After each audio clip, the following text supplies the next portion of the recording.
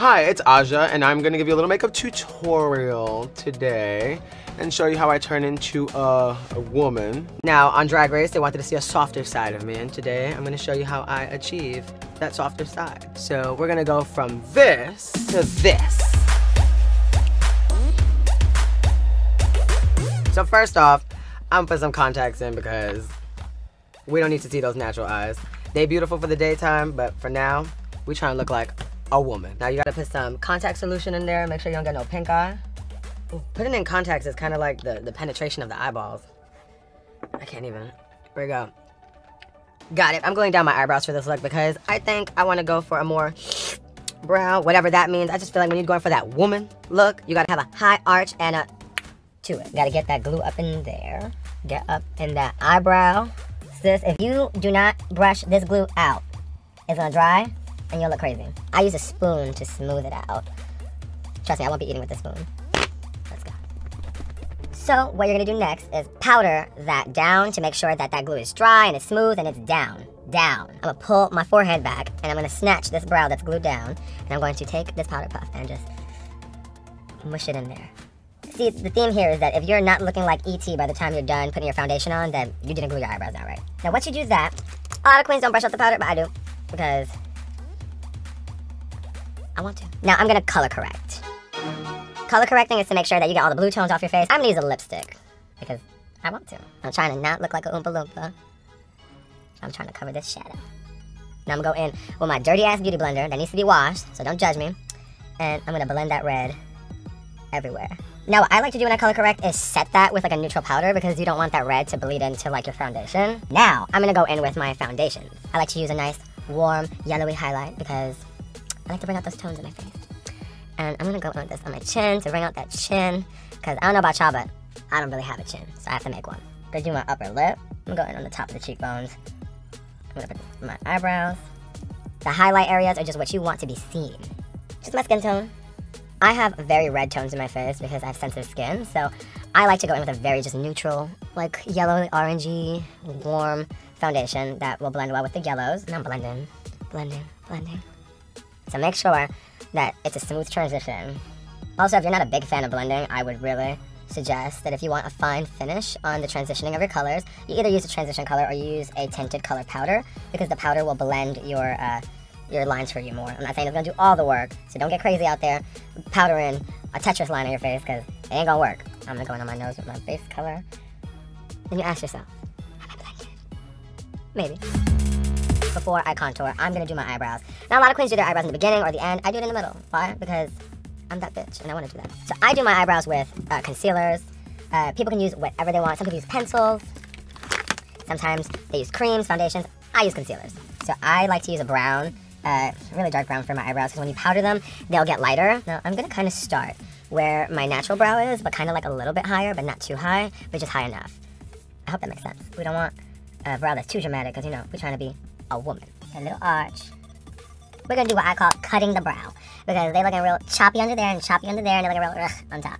So I like to just take the highlight foundation that I use, do a little swoopy under. I'm going across the top to make sure that that arch is where it needs to be. So what I'm gonna do now is I'm gonna take some of that foundation and I'm also gonna kind of place it over the edges of the brow. Now we gotta blend out that unibrow because we can't be giving Frida Kahlo Rinas all the time right now.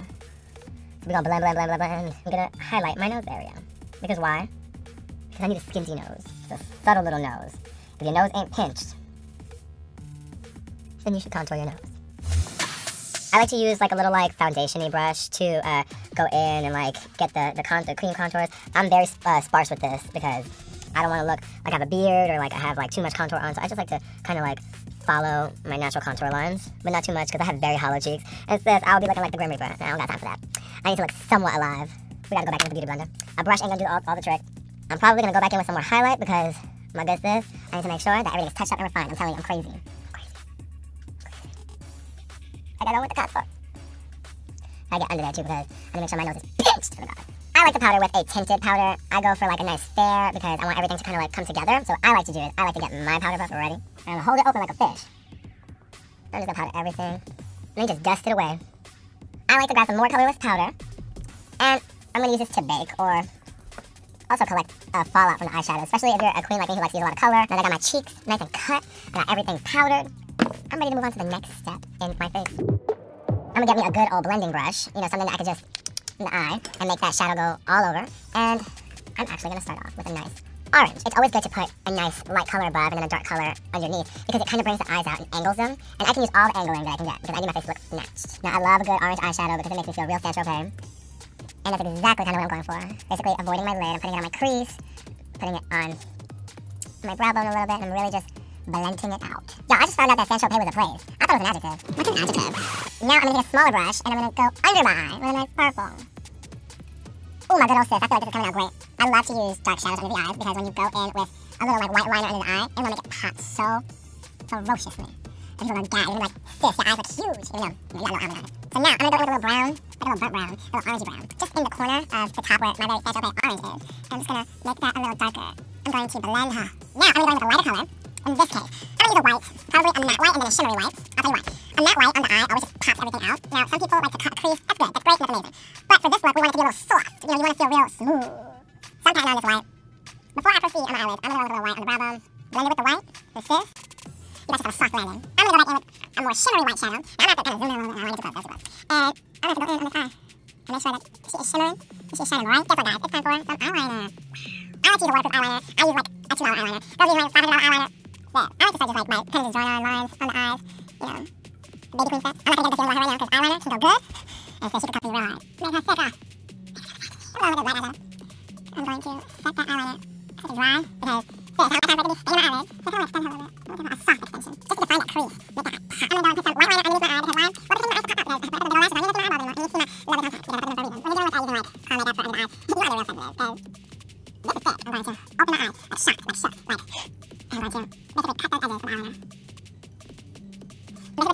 so remember how it's very nice and brown, but it doesn't look like a woman. I'm going to use a dark brown. And with an angle brush. I'm going to trace line of what I didn't conceal it on my eyebrow. I'm just going to go in aggressively stroke 2 or 3 little strands of hair at the edge. To me, it just makes it look like a strands of hair. I'm going to put it on my eyes because you want to show your eyelashes at the time. Blend it in to your eyelashes because it's you put your eyelashes on your eyes, and then you want to use the dark part of the face. Snap that head back. It's time for your eyelid dimension, the brush, and to draw it this way. I like the brush face. I'm going to put this face. I'm going to do my cheekbones. It should be a little overweight contour. Let's bring it in, and I get in with the brush on the forehead. And then blend it all down.